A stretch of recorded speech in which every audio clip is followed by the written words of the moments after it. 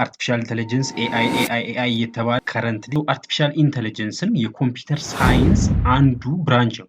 የሂውማን ኢንተለጀንስን በሶፍትዌር ኮዶች ፕሮግራሞች ማምጣት ነው አላማው ማለት ነው። ይህ ነው አርቲፊሻል ኢንተለጀንስ ማለት።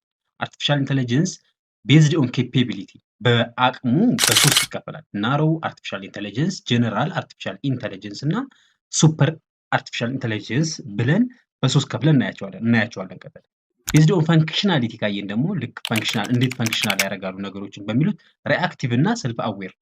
ሪአክቲቭ ማለት የሆነ ነገር ትጠይቀዋለህ ሪአክት ያደርግላቸዋል።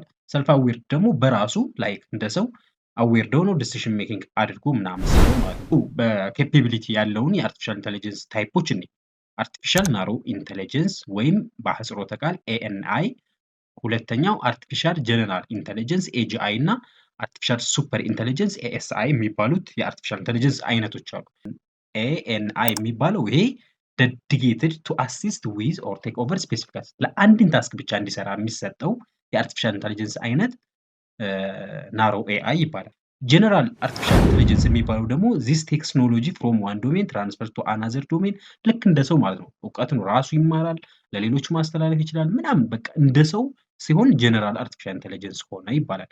ሌላኛው ሱፐር አርቲፊሻል ኢንተለጀንስ ማለት ነው። ይሄ ደግሞ ማሽንስ ዛት አር አን ኦርደር ኦፍ ማግኒቱድ ስማርተር ዛን ሂውማንስ ከሰዎች አቅም በላይ የሆነ አቅም ሲኖረው የወደፊቱ የሚፈራው እንግዲህ አክቹሊ አርቲፊሻል ጀነራል ኢንተለጀንስ ላይ ያልደረስንም ገና ይሄ ሱፐር ሂውማን ኢንተለጀንስ ይባላል።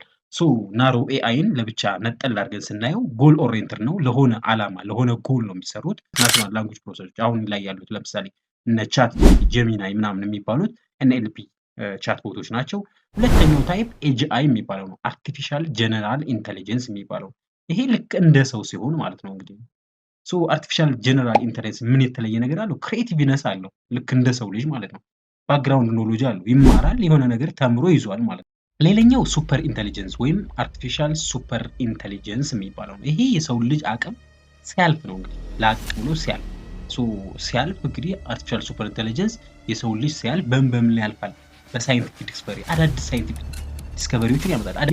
ሲንጉላሪቲ የሚባለው ኮንሴፕቱ ላይ ይመጣል ማለት ነው።